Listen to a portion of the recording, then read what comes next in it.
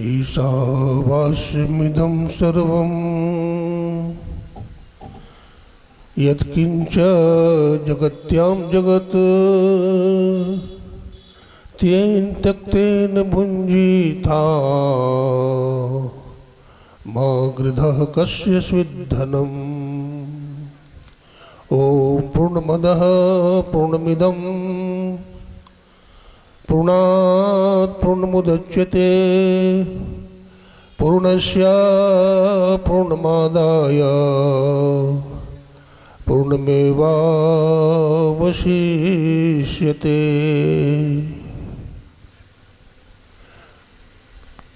बोलिए प्रेम से श्री सद्गुरु महाराज की।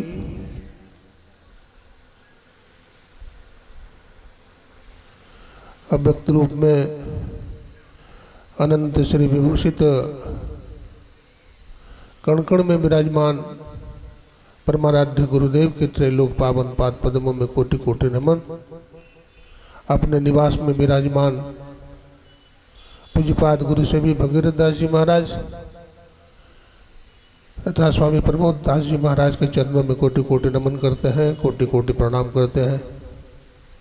मंच पर उपस्थित तीर्थों को भी पावन करने वाले मुद मंगल में साधु समाज, सत्संग प्रेमी सज्जनों, भक्तिमती माताओं बहनों, सबको नमन करते हैं, सबको प्रणाम करते हैं। हमारे परम विद्वान मन संचालक गोड्डा जिला के माननीय अध्यक्ष हमारे विराजमान हैं। अभी आप लोगों ने ईश्वर के संबंध में, ईश्वर स्वरूप के संबंध में सुन रहे थे, और ईश्वर के संबंध में मैं कुछ कह सकूं हमारी वाणी में बल नहीं है। अभी हमारे परम श्रद्धेय परम आदरणीय विद्वान महात्मा श्रीनिवास बाबा के मुखारबिंद से सुन रहे थे ज्ञान विज्ञान की बात। वो ईश्वर कैसे हैं, हमारे वेदों में, उपनिषद में, गीता में, दर्शनों में, संतवानियों में ईश्वर की चर्चा मिलती है।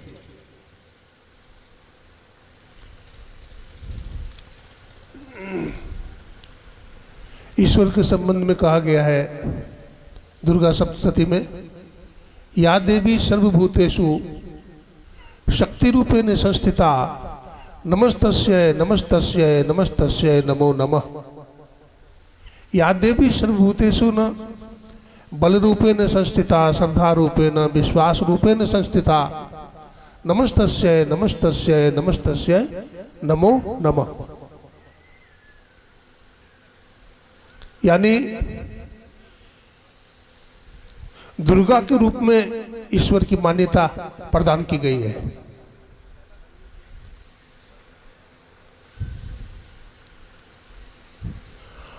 और श्लोकों में देखिए, वंदे देव उमापतम सुरगुरुम वंदे जगत कारणम वंदे पन्नक भूषणम मृगधरम वंदे पशुनाम पतिम। तो यहाँ पर भगवान शंकर को ईश्वर रूप माना गया है, जगत का कारण माना गया है। तो ईश्वर को हम देवी रूप में माने अथवा देव रूप में स्वीकार करें, जिज्ञासा है।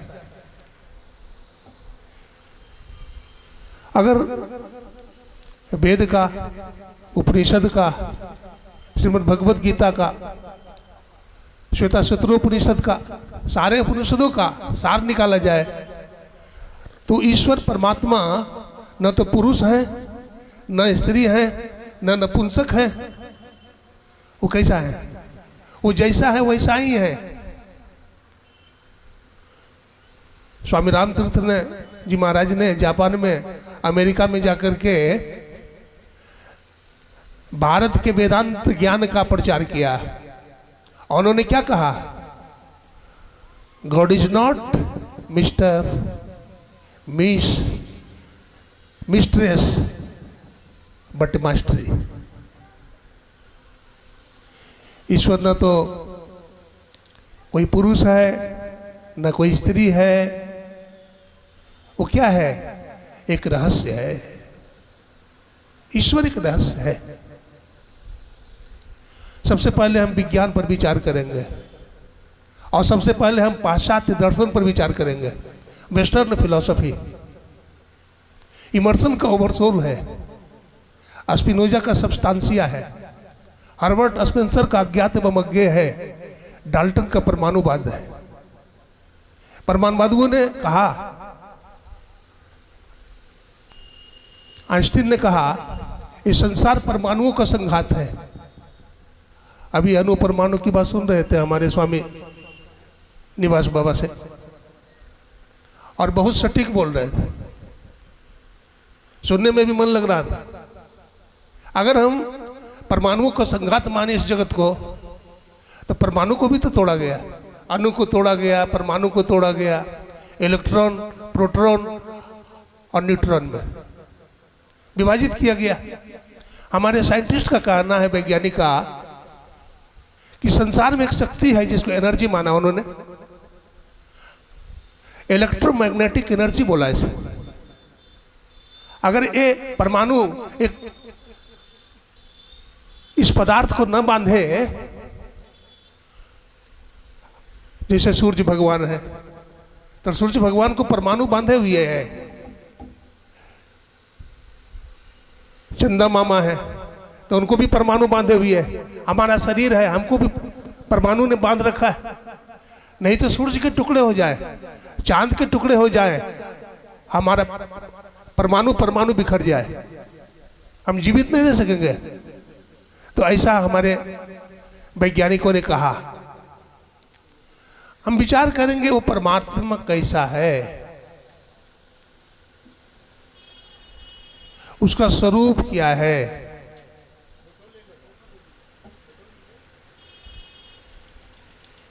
जाने बिनु न होय प्रतीति, बिनु प्रतीत होय नहीं प्रीति, अप्रीत बिना नहीं भक्ति दृढ़ाई, जिबि खगेश जल के चिकनाई। आप लोग बैठिए। श्री सद्गुरु महाराज की जय।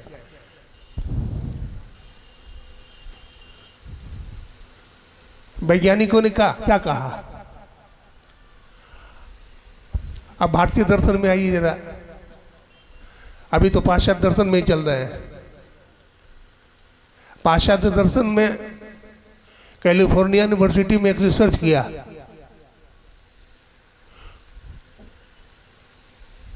एक चूहा लिया जिंदा, चूहा को तौला, उसका वजन 100 ग्राम पाया गया। अब उस चूहा को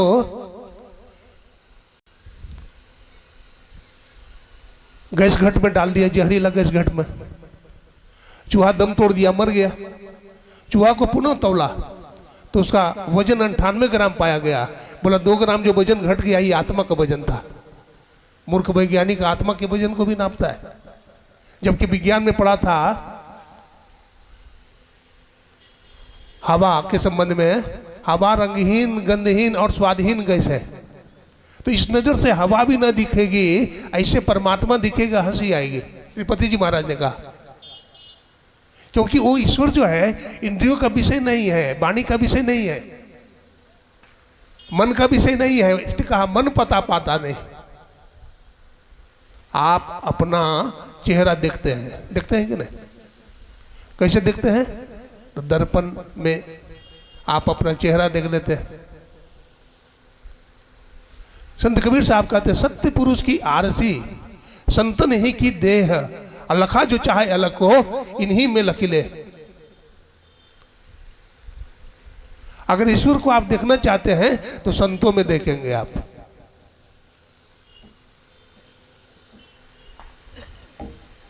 तो ईश्वर का एक तो रूप होता है, रूप होता है ईश्वर का? नहीं होता है। तो क्या मूर्ति बना देते हैं जो काली मैया, दुर्गा मैया, तो रूप नहीं है। एक रूप होता है। चलिए, एक क्या होता है? रूप। एक होता है स्वरूप और एक होता है स्वरूप।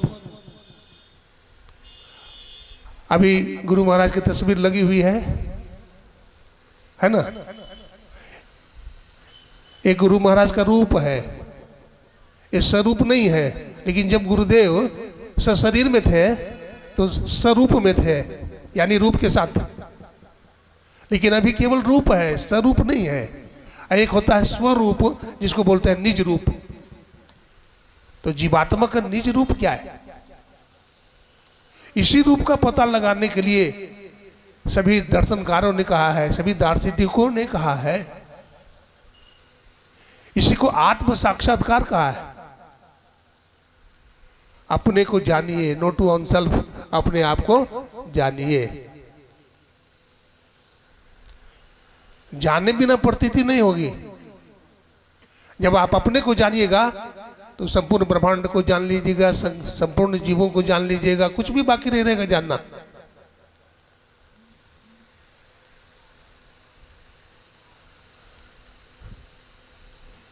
क्या करें इसके लिए? वो ईश्वर तो इस प्रकार का है, लेकिन उनको जानेंगे कैसे?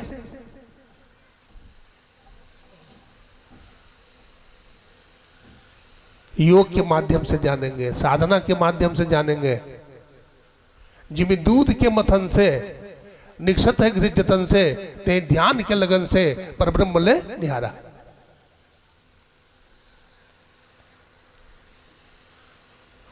सबसे पहले साधक को क्या करना चाहिए?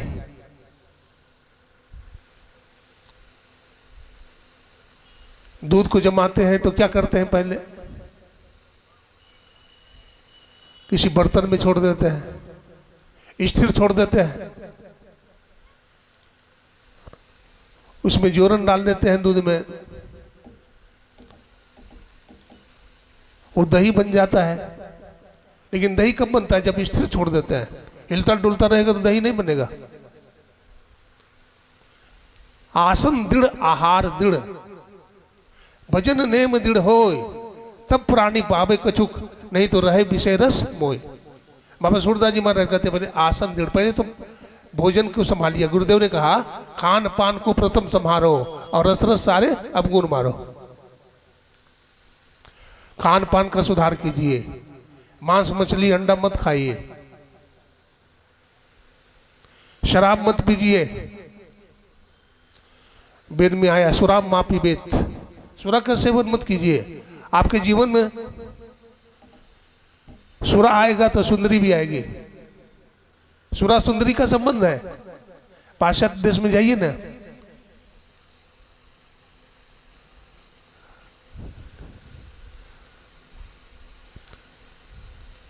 इन्हीं सारे व्यसनों में फंसे हुए हैं लोग। ईश्वर की बात ही दूर है, धर्म कर्म की बात ही दूर है। हमारा देश धन्य है, भारतवर्ष संतों का देश है, जहां लोग ध्यान साधन करते हैं, जहां लोग सदाचार का पालन करते हैं, जहां की धरती पर सती अनसुईया, सती सावित्री, माता जानकी जैसे पतिव्रता नारी हुई। तो मैं कह रहा था सदाचार का पालन कीजिए, पवित्रता से रहिए, संत सदगुरु से दीक्षा लेकर आप ध्यान कीजिए। एक आसन से अधिक देर तक बैठिए। देखिए कैसे बैठे हुए, झुक करके देखिए तो। श्री सदगुरु महाराज की सीधा बैठना चाहिए। पूज्य भगीरथ वो क्या बोल रहे थे? पैर ढक करके बैठिए और सीधा बैठिए ना। ये योग का क्लास है। अगर सीधा होकर के बैठिएगा तो ध्यानम शून्यगतम मना और ध्यानम निर्विषयम मना। आप सीधा होकर के बैठिए, शरीर गर्दन मस्तक को सीधा करके बैठिए और सदगुरु प्रदत्त मंत्र को जपिए। आप उनके रूप का ध्यान कीजिए। आपको ऐसा लगेगा कि हमारा मन एकाग्र होने लगा, हमारे मन में शांति मिलने लगी। आप कुछ ही दिनों में, कुछ ही दिनों की साधना में एक योगी बन सकते हैं, लेकिन आपके अंदर ख्वाहिश होना चाहिए। जब तक आपके अंदर ख्वाहिश नहीं होगी कि हमें ध्यान साधना करनी है, हमें उस परमात्मा का साक्षात्कार करनी है, तब तक के काम होने वाला नहीं है। हम हतोत्साहित हो जाते हैं, हम उदास हो जाते हैं, हम निराश हो जाते हैं, हम नास्तिकों के बीच में पड़ जाते हैं, इसलिए हमारी भक्ति कपूर हो जाती है। आप पूरे मजबूती के साथ लगे रहे, वो ईश्वर है, वो परमात्मा है, हमारे गुरुदेव ने कहा वो है।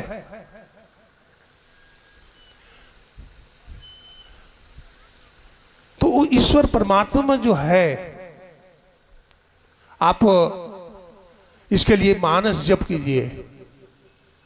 ऐसा नहीं कि हमारे गुरु महाराज ने केवल जप बताया, ये मानस जप की चर्चा हमारे वेदों में भी है, श्रीमद् भगवत गीता में है, रामचरितमानस में है, सब जगह है। मंत्र जप की चर्चा हर जगह मिलती है, इसलिए एक मंत्र का जप हमें करना चाहिए।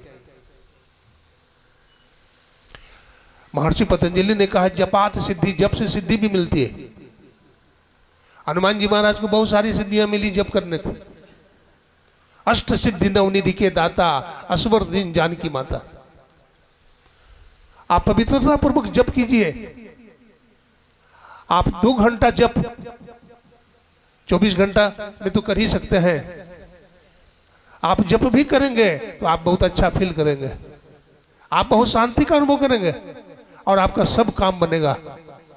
आप अभी तो मारे मारे फिरते हैं, चौराहे पर घूमते रहते हैं, 150 ग्राम बालू फक जाते होंगे, लेकिन मैं पूरे विश्वास के साथ कहता हूं, अगर 3 घंटे धरती पर आप बैठ करके गुरु महाराज के मुताबिक ध्यान करेंगे तो आप जो मांगे गुरु महाराज से वो मिल जाएगा,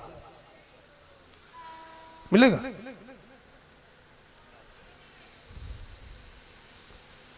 तो मानस ध्यान कीजिए। शिवनारायण स्वामी ने कहा निहारो यारो गुरु मूर्ति की ओर, गुरु मूर्ति सूरत बिच निरखो तब और होत इंजोर, निहारो यारो गुरु मूर्त की ओर। आपका 5 रुपया खो जाता है तो रोते हैं, पूरा दिन बेचैन रहते हैं, लेकिन जिस दिन आपका ध्यान नहीं बना, जिस दिन आपने स्तुति विनती नहीं किया, तो आपके मन में चिंता होती है वो परमात्मा कैसे मिलेंगे बताइए। आपको जिस दिन ध्यान नहीं बना उस दिन रोना चाहिए, आपके आंसू निकलने चाहिए। आज स्तुति विनती नहीं किया, पश्चाताप होना चाहिए। आप मानस ध्यान करें और दिल से करें। ऐसा न समझें कि महर्षि में ही बाबा का ये बूढ़े बाबा हैं, ऐसा नहीं, तब नहीं होगा। ये परमात्मा थे, ये धरती पर आए थे और अपना काम करके अलविदा हो गए। इसलिए मानस ध्यान करें, दृष्टि साधन करें।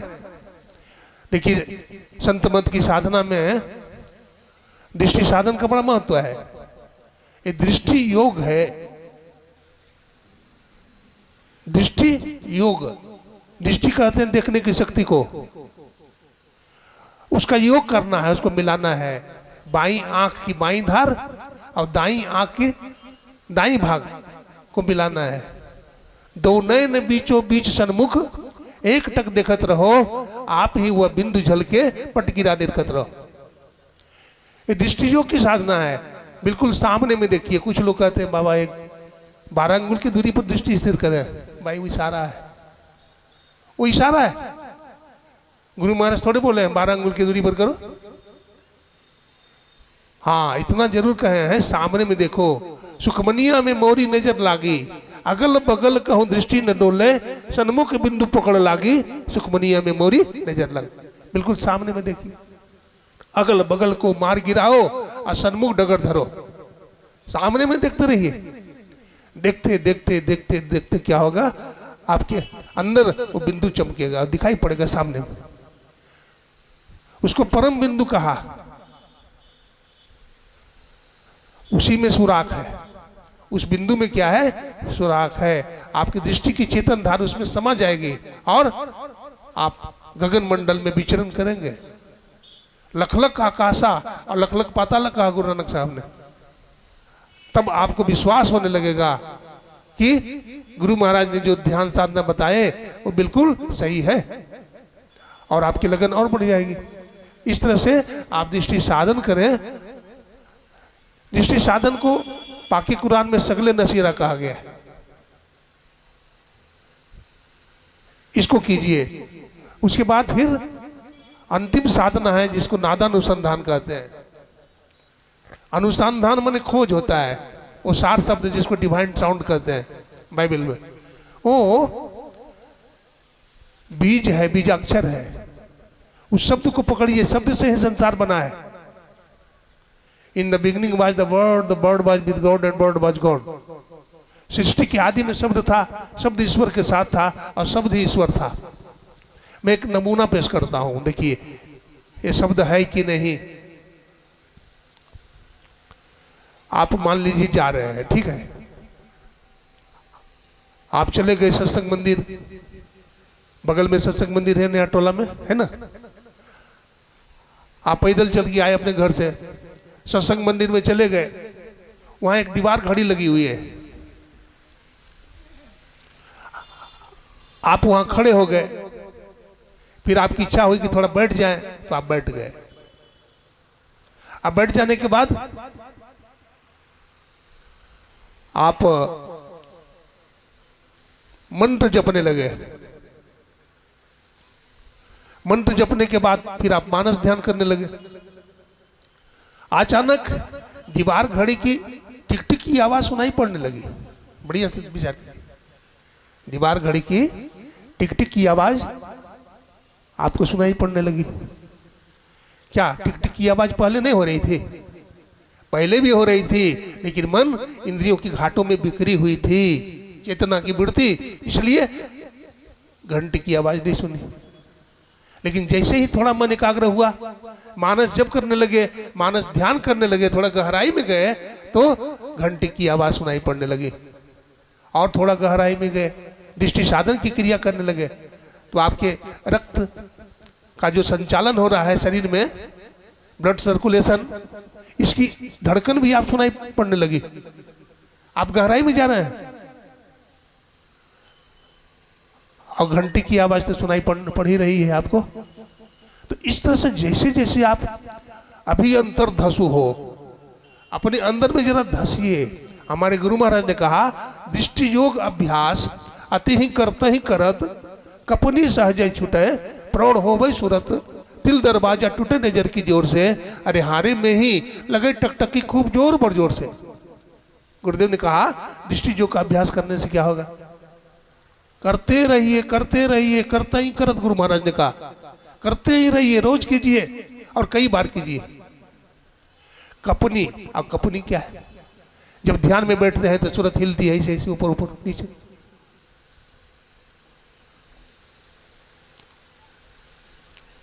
कपनी सहजे छूटे, सूरत का कंपन स्थिर हो जाएगी। तिल दरवाजा, ये जो वज्र का पाठ है, ये खुलेगी। हमारे गुरु महाराज ने लिखा है, वज्र कपाट खुले तम टूटे, अब ब्रह्म ज्योति झलकान पूरन काम। तिल का जो दरवाजा है टूटेगा, और कैसे टूटेगा? शरीर के जोर से, ताकत की जोर से नहीं, नजर की जोर से। तिल दरवाजा टूटे नजर की जोर से, अरे हारे में ही लगे टकटकी खूब जोर बड़ जोर से। वो टकटकी लग जाएगी, आप दृष्टि साधन में परिपक्व हो जाइएगा, नाद अनुसंधान कीजिएगा और उस परमात्मा का अनुभव कीजिएगा। यही थोड़े से सेवा में सुनाया। गुरु महाराज के चरणों में नमन, आप लोग का हार्दिक अभिनंदन। अपने वाणी को विराम। बोलिए प्रेम से श्री सद्गुरु महाराज की जय।